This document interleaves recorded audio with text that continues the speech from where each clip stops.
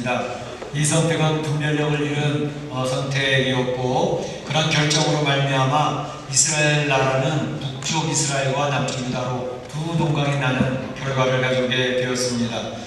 그 르호보암은 포악한 말로 그 결과를 기다리고 있던 백성들에게 이제 나는 그 아버지보다 더 심하게 너희들을 다루겠다. 정갈 채찍으로 너희를 다룰 테니까 괜히 나한테 대들지 말아라 라는 오만스러운 그런 태도를 보였습니다. 그랬을 때에 그 이스라엘 백성들은 크게 실망을 하여서 우리가 다윗과 무슨 상관이 있느냐, 이제는 우리는 다윗과 상관없는 길을 하겠다 라고 선언을 하면서 르호보암을 버리는 그러한 모습을 볼 수가 있었습니다. 이런 상황 속에서 르호보암은 수습하기 위해서 이제 아무 일도 없었다는 듯이 그 역군의 강도 아도람을 그들에게 보내서 자, 이를 따라와 라고 했지만, 그 백성들은 르호보암이 보냈던 아도람을 돌로 쳐서 죽여버리는 그런 모습을 보게 되자 르호보암은 굉장히 당황스러워하면서 급하게 예루살렘, 세겜의 딸 예루살렘으로 도망가는 그런 모습이 나옵니다. 그래서 그 이후로 이제 여로보암은 10지파를 통해서 북쪽 이스라엘 왕국을 이제 이끌어가게 되어지는데, 이런 모습을 보면서 이 세상의 역사는 하나님이 이끄시는 대로, 하나님이 결정하시는 대로 결국은 가는구나 하는 사실을 알 수 있습니다. 그래서 역사의 주인 되신 하나님이 이 성경에 어떻게 묘사가 되고 있는지를 우리 정확히 알 수가 있는 것이죠. 이제 여로보암을 하나님께서는 또 다른 리더로 세우셔서 이제 그 여로보암은 솔로몬 왕의 타락과 부패를 징계하신 목적으로 여로보암을 선택을 해 주셨지만, 그 여로보암을 그냥 단순히 징계의 도구로만 사용하시지 아니하시고 여로보암에게도 또 다른 축복의 언약을 열어놓으시지 않았습니까? 그래서 다윗과 같은 그런 언약을 그에게 주시면서 내가 다윗과 같이 한다면 바로 이런 놀라운 축복을 너에게도 하나님이 주시겠다라는 언약을 주셨습니다. 그런데 안타까운 것은 이 여로보암은 이 하나님의 언약을 거부해버리고 자기의 생각대로 자기 뜻대로 한 그런 모습이 오늘 본문에 잘 묘사가 되고 있는 것을 볼 수가 있습니다. 그래서 오늘 이 말씀을 살펴보면서 우리는 언약을 거부한 여로보암을 생각해 보자 하는데, 첫째로는 하나님이 여로보암에게 주셨던 언약은 어떤 것이었는가 하는 것을 먼저 살펴보고요.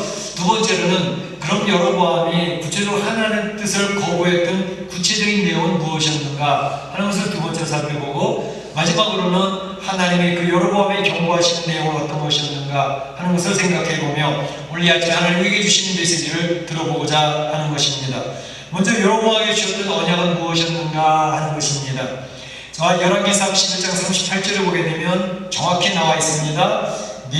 만일 내가 명령한 모든 일에 순종하고 내 길로 행하여 내 눈에 합당한 일을 하며 내 종 다윗의 행한 같이, 내 종 다윗과 다윗이 행한 같이 내 율례와 명령을 지키면 내가 너와 함께 있어, 내가 다윗을 위하여 세운 것 같이 너를 위하여 견고한 집을 세우고 이스라엘을 내게 주리라. 하나님이 여로보암에게 주셨던 축복의 말씀이 이 말씀입니다.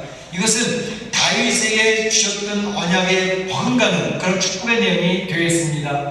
네가 내 말만 잘 듣고 행한다면 다윗이 했던 것처럼 내가 너와 함께 하여서 너의 집을 견고케 할 것이고 이스라엘에게 주겠다. 다윗이 주셨던 말씀 거의 같지 않습니까? 이런 축복의 말씀 주셨던 그러한 하나님, 바로 여로보암을 솔로몬의 타락과 부패에 대한 징계의 도구로만 사용한 것이 아니라 그 여로보암에도 축복의 길이 열렸다고 하는 사실을 선언하는 것입니다. 뿐만 아니라 오늘 본문을 보게 되면 하나님은 말로만 하신 게 아니라 실제로 여로보암을 지키시고 보호하시고 도우시는 내용이 나오고 있습니다. 어떤 내용이냐면 이런 것입니다.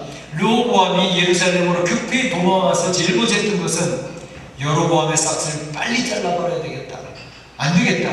그래서 급히 유다 족속 가운데 또 군사들을 모집을 하고, 특별히 남아있던 베냐민 지파 가운데, 베냐민 지파는 용맹스럽기로 유명한 그런 지파입니다. 싸움꾼들을 뽑아가지고 모은 군대가 18만입니다. 18만의 군사를 모아서 자 여로보암을 빨리 치자 이렇게 했던 것을 볼 수가 있습니다. 이와 방식은 르호보암이 이제 여로보암이 아직 정비가 되지도 않았고 참으로 이때 친다 그러면 이제 그 국가 체제를 확립하지 못한 여로보암에게는 치명적인 결과 타격을 입힐 수 있는 상황이 되었습니다. 절호의 찬스입니다. 이제 18만이 올라가서 여로보암을 치기만 하면 됩니다. 그런데 하나님께서 스마야 선지자를 보내서 르호보암에게 저지를 시킵니다. 르호보암아, 너는 이 세겜으로 여로보암에게로 올라가지 말아라. 왜냐하면 이 일은 나 하나님으로 말미암아 난 것이라. 이스라엘 자손과 싸우지 말고 모든 군사 18만은 다 자기 집으로 돌아가라 라고 선지자를 통해서 하나님이 말씀을 하시는 것을 볼 수 있습니다. 그때에 르호보암은 하나님의 말씀대로 각 군사들을 다 자기 집으로 돌려보내므로 전쟁이 일어나지 아니하고 여로보암이 제거되지 않는 그러한 하나님의 보호하심과 역사가 있었다고 하는 사실을 오늘 성경은 설명하고 있는 것입니다. 하나님은 여로보암을 지키셨습니다.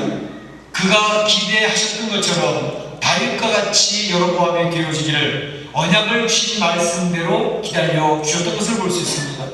우리 하나님이 얼마나 좋으신 분이십니까? 얼마나 선하신 분이십니까? 그저 단순히 솔로몬을 제거하고 솔로몬을 징계할 목적으로 선택된 도구였지만 그 징계의 목적으로 선택되면 끝나는 게 아니라 그 여로보암에게도 다윗과 같이 될 수 있는 축복의 길을 열어놓으셨다는 것을 의미합니다. 요즘에 저희가 이제 새벽기도에 누가복음을 살펴보고 있습니다. 그 누가복음을 살펴보는 가운데 굉장히 제 눈에 크게 들어왔던 성경 구절이 하나 있었습니다. 그 뭐냐면 누가복음 13장 34절에 이런 얘기가 있었습니다. 암탉이 제 새끼를 난리하에 모음같이 내가 너희 자녀를 모려한 일이 몇 번이더냐.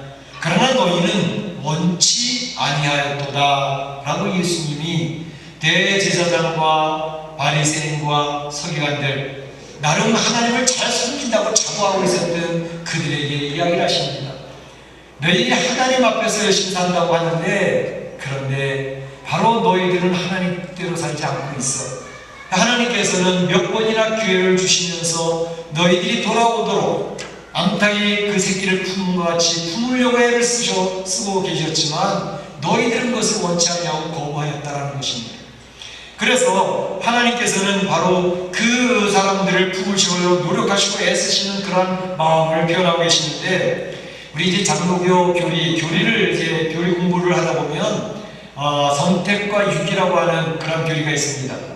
그런데 이 장로교 선택과 유기라고 하는 교리를 곡해하고 오해하고 교회를 공격하고 신앙을 공격하는 도구로 사용하는 사람들이 있습니다. 이를테면 이런 것입니다. 선택받은 사람은 당연히 구원받아 하나님 나라 가겠는데 선택받지 못한 사람은 예수를 믿으려고 애를 쓰고 발버둥을 쳐봐도 소용없는 일 아닙니까? 결국은 그 사람들은 구원받지 못하지 않겠습니까? 이렇게 얘기를 하는 것이죠.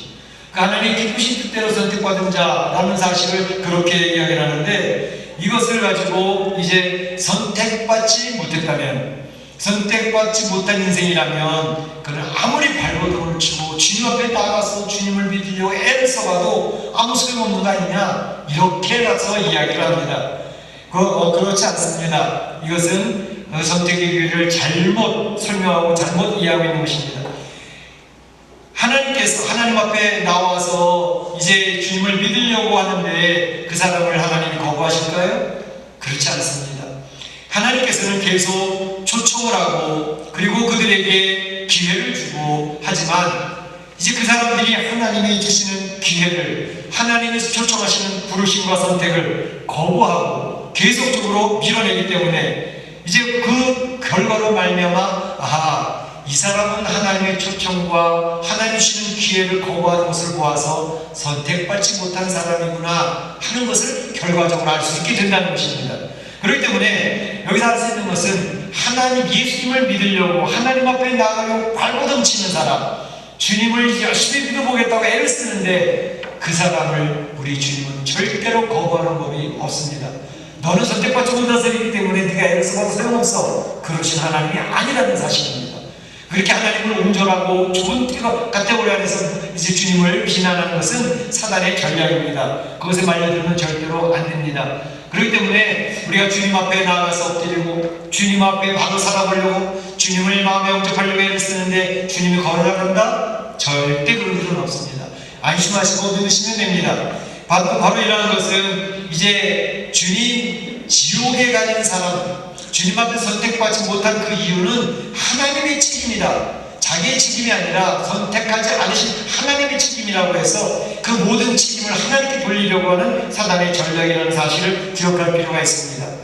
이제 우리가 지금 이 세상에 하나님을 예수님을 잘 믿어서 하나님 나라에 가게 되는 것 하나님의 은혜입니다. 그런데 지옥에 가는 것도 하나님의 책임이다? 그렇지 않습니다. 하나님께서는 기회를 주십니다. 하나님께서는 초청을 하십니다. 그런데 본인들이 거부하기 때문에 결국은 자기의 책임 때문에 자기의 죄 때문에 지옥에 떨어지는 것이고 버려지는 대로 내버려두는 것입니다. 그것을 교리적인 어려운 말로 유기라고 하는 것입니다. 그냥 버려두는 것입니다. 그럴 때 은혜로 선택받아서 하나님 앞에 설 수 있는 사람은 하나님의 은혜인 것입니다. 나의 공로가 있는 것이 아니고 하나님 은혜로 이러한 은혜를 누릴 수 있다는 것이죠. 그런데 오늘 본문에서 여로보암도 하나님께서 바로 다윗과 같이 될 수 있는 길을 열어놓으시지 않습니까? 언약을 주시지 않습니까? 네가 다윗과 같이 행하면 내가 너와 함께하겠다 라고 분명히 하나님은 거짓없이 선언을 하셨고 그 말씀대로 그를 보호하시고 지키시고 기다려주시고 인내하시는 주님의 모습을 볼 수 있었지만 여로보암은 주님의 언약을 거부해버리는 그런 모습으로 그것을 나타내었다는 것입니다.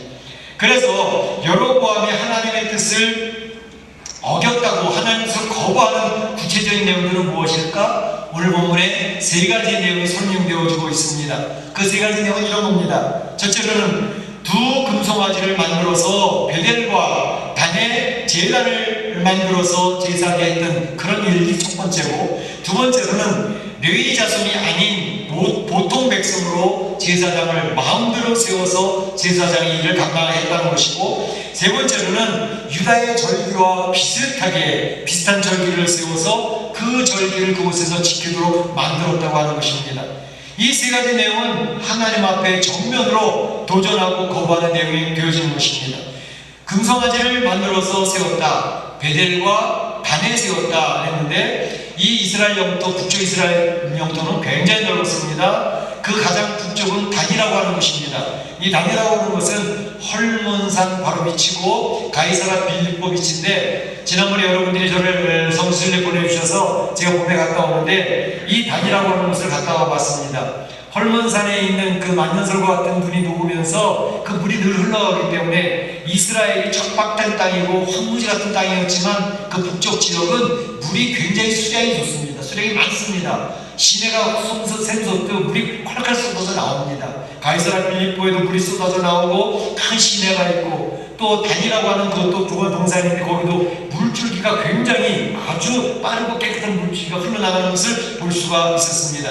그런데 그 단이라고 하는 곳에 올라가서 안내하는 사람이 얘기를 들어보니 얼마나 큰 제단을 만들어 놨는지 모릅니다. 우선 지금은 이제 철골로 그 제단 형태를 만들어 놨는데 그곳에다가 금송아지를 만들어 놓고 그곳에서 제사를 드리게 했다는 것이죠. 남쪽 베델은 유다 나라와 북쪽 이스라엘 나라의 경계선에 있는 곳이 베델입니다. 그 경계선에다가 또 제단을 만들어 놓고 금송아지를 섬기겠다 하는 것입니다. 금송아지 사건은 여러분 잘 아실 겁니다. 금송아지 사건은 출애굽기 32장에 나와 있는 것처럼 모세가 하나님의 율법을 받으러 시내산에 올라갔을 때 이제 더디 내려오는 거예요. 그랬더니 그 이스라엘 백성들이, 야, 모세가 하나님 말씀 받으러 올라갔는데 도대체 지금 안 내려오는 모습 보니 죽었는지 살았는지 알 수가 없다. 우리 언제까지 기다리겠냐. 우리 밑에 있는 이 백성들이 무엇이라도 만들어 놓고 이제 그 대신해서 우리 인도할 뭘 만들어야 되지 않겠느냐 해서 만들었던 것이 금송아지 아닙니까? 금송아지를 만들어 놓고 이야기하기를 이제는 애굽에서 우리를 인도한 신이다 라고 이야기하는 것입니다. 우리를 인도할 신을 우리를 위하여 만들자 라고 이야기하면서 금송아지를 만들고 그것 때문에 얼마나 큰 징계를 받게 되었습니까? 오늘 본문에도 이 여로보암은 그 금송아지를 만들어 놓고 그 금송아지를 섬기라고 이렇게 이야기하고 있는 것을 볼 수 있습니다. 사람들은 눈에 안 보이는 것보다 눈에 보이는 것을 바라보고 믿고 싶어 합니다. 그래서 우상을 만듭니다. 눈에 보이지 않는 하나님, 손으로 만질 수 없는 하나님, 어떻게 그냥 무작정 우리가 따라가겠냐. 눈에 보이는 사람 형상이라든지 돌의 형상이라든지 나무 형상이라든지 무슨 형상을 만들어 놓고 믿으면 좀 더 확실하지 않겠어? 내 눈으로 확인할 수 있고 터치할 수 있으니까. 이게 인간의 심리입니다. 바로 그것을 하나님께서는 금하시기 때문에 너희는 나 외에 다른 신을 두지 말라, 우상을 만들지 말라, 하나님을 분명하게 설명하고 있는 것을 볼 수 있습니다. 우상을 만드는 심리는 자기를 위하여 만드는 것입니다.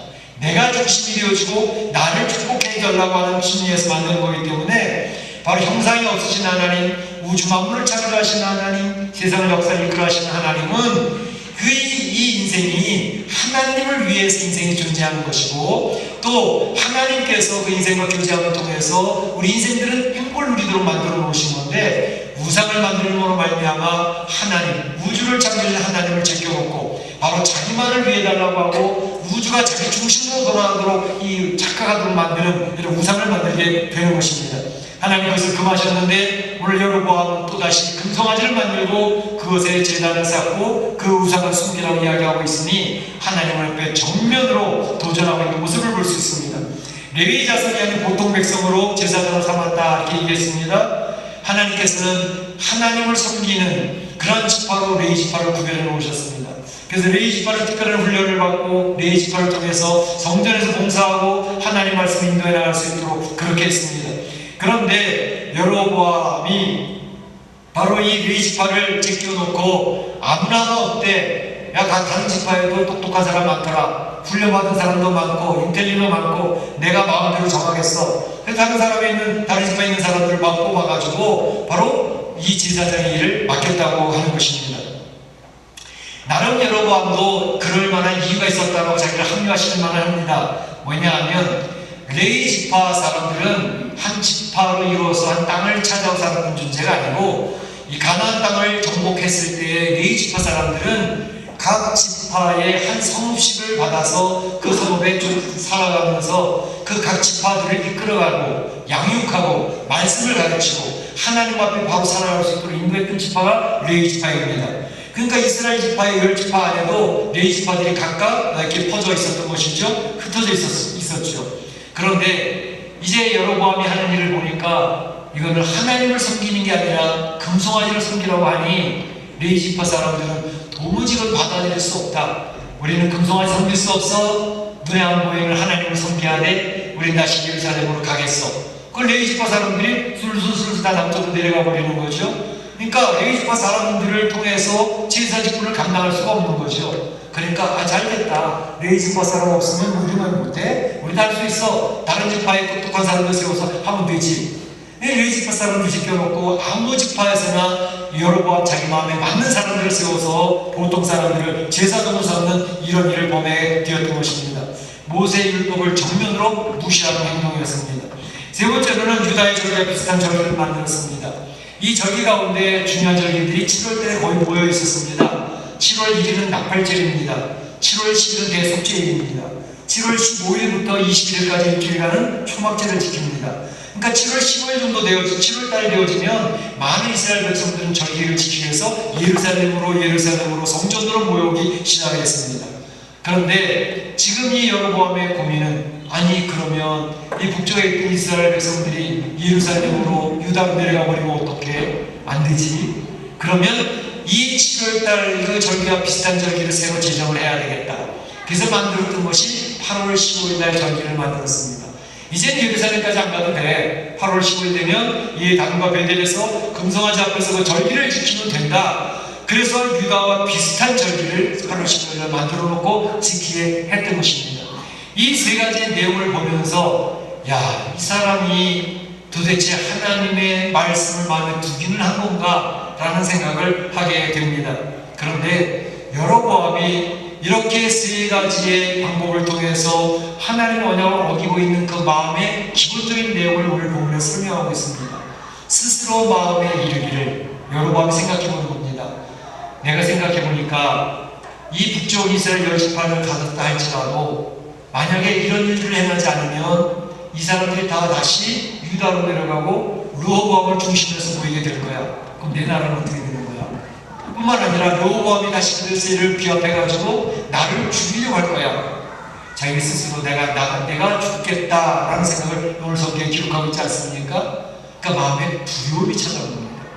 불안과 근심과 걱정, 이 두려움, 죽음에 대한 두려움이 굉장히 강하게 왔던 것입니다. 우리 인생들은 이 죽음 앞에, 두려움 앞에 굉장히 많은 고민을 합니다. 그리고 의심하고 걱정을 합니다. 그런데 그런 두려움과 근심, 걱정, 염려 왔을 때 어떻게 반응하느냐에 따라서 하나님의 사람들인지 하나님 앞에 대적하는 사람인지가 갈라지게 되는 것을 볼 수가 있습니다. 우리가 로마에 대한 이야기를 잠깐 해드렸죠. 로마 황제가 이제 예루살렘에 있는 크리스천들을 바라보면서 맨 처음에는 대수롭지 않게 여겼습니다. 에이, 그 사람들이 모여서 지네들끼리 모여봤자 무슨 힘이 있겠어. 근데 그 크리스천 그룹이 점점 갈수록 굉장히 커져가는 겁니다. 그리고 결속력도 얼마나 강한지 이 크리스천들은 죽음을 들여왔다는 거예요. 그러면서 그 세력이 너무너무 커져가니까 로마 황제는 안 되겠다. 이 크리스천 그룹을, 기독교를 말살시키고 제압을 해야 되겠다. 그렇게 해서 로마에서 일어나는 불의난 그 대도시 불난 것도 이건 크리스천들이 불지른 것이다. 그래서 이 크리스천들을 다 제거해야 돼. 원형경적 끌어와서 순교시키지 않습니까? 사회적인 모든 책임을 크리스천들이 돌려버리지 않습니까? 저 크리스천 때문에 이런 거야? 크리스천 때문에 나라가 망하는 거야? 그래서 크리스천들을 서서히 제압을 하면서 통제하기 하고 순교자를 밀고 가지 않습니까? 이것은 비단 로마에서 있었던 게 아니고 현대 사회에서도 그런 일이 있습니다. 어디에서? 중국에서 똑같은 일이 일어나고 있습니다. 중국에서 크리스천 그룹은 굉장히 미약했습니다. 힘도 별로 없었습니다. 그런데 중국의 크리스천들이 점점 힘을 얻어갑니다. 지금은 중국의 크리스천들이 1억이나 된다고 그러지 않습니까? 우리 한국은 1200만 정도라고 하는데 한국과는 비교도 되지 않냐 1억의 크리스천들이 있다는 것입니다. 그러면 지금 약할 때에는 별로 생각을 안 했는데 이게 나중에 너무너무 힘이 쓰여져가고 강력한 결속을 가지고 있는 거죠. 시진핑이 이거 위험하다 생각을 한 것입니다. 공산당원들 8천만 명이라고 합니다. 8천만 명을 모아놓고 강령을 내기를 공산당원들은 절대로 교회 가서는 안 된다 라고 이제 선포를 하게 된 것이죠. 그 말의 전제는 공산당원들 중에서도 서서히 예수님 믿는 사람들이 생기고 있다는 것을 강조한 겁니다. 그러니까 공산당 중에서 예수 믿는 사람이 생기면 나중에 통제가 안 된다는 것이죠. 그래서 지금 여러분이 유튜브를 살펴보게 되면 교회마다 십자가를 다 불질러서 떼어버리고 그리고 심지어 잘진 교회당을 다 무너뜨리고 있고 그리고 이제 3자 교회를 비롯해서 가족교회까지 지금 다 제거하고 있는 그런 작업을 하고 있고 올 2월달부터는 이제 공산당이 종교청에 있는 모든 것을 통제할 수 있는 법을 만들어서 교회당 안에다가 이제 강대 앞에 이제 진석경의 사진과 시진핑의 사진을 걸어놓고 앞으로는 예배 시간에도 이제 공산당의 그 당령을 갖다가 발표하게 하고 그렇게 해서 제자를 그 예배를 이제는 왜곡시키고 있는 그런 모습이 서서히 벌어지고 있는 것이죠. 로마 시대 때 로마 황제가 했던 것과 똑같은 일을 지금 시진핑이 하고 있습니다.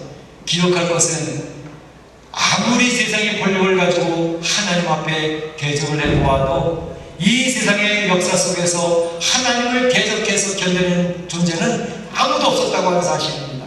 그 알량한 권세를 가지고 크리스천을 제압을 하고 교회를 제압하려고 발버둥을 쳐봐도 결국은 그 앞에 무릎 꿇고 패배할 수밖에 없다고 하는 사실은 바로 이제 이 세상의 역사가 증명하고 있는 바이기 때문에 그렇습니다. 그러면서 우리가 생각해 보는 것은 자기의 힘으로 제압을 해보고 자기의 가지고 있는 권세를 가지고 하나님을 대적해 보려고 그렇게 하는 것은 얼마나 어리석은 일인가 하는 것을 생각해보고 특별히 이거 할 때 여로보암이 바꾸어서 하나님이 나에게도 다윗과 같은 축복의 말씀을 주셨는데 내 인간적인 방법으로 내가 지금 권세를 가지고 하나님 앞에 대적하는 것보다는 하나님 앞에 굴복을 해야 한다면 얼마나 좋을까. 하나님 뜻대로 한다 그러면 그 이스라엘 그가 염려하는 것처럼 그 이스라엘 백성들이 다 유다로 내려가 버릴까? 하나님의 뜻대로 바로의 하나님의 예배를 드린다면 하나님께서 여러분을 지키지 않으셨을까? 여로보암의 근심, 걱정, 염려, 죽음에 대한 두려움보다도 그것을 가지고 하나님 앞에서 엎드려서 나는 내가 망하더라도 하나님의 뜻대로 살겠어 라고 했더라면 과연 여로보암이 이렇게 되었을까? 그런 생각을 해보게 되는 것입니다. 결국은 하나님 앞에 버려지는 카드가 될 수밖에 없는 그런 모습을 보게 되는 것이죠. 이제 이 세상을 살아가면서 인생들은 하나님 앞에 절대로 대적을 해가지고 그 인생의 뜻대로 성공할 수는 없다라고 하는 것을 기억할 필요가 있습니다.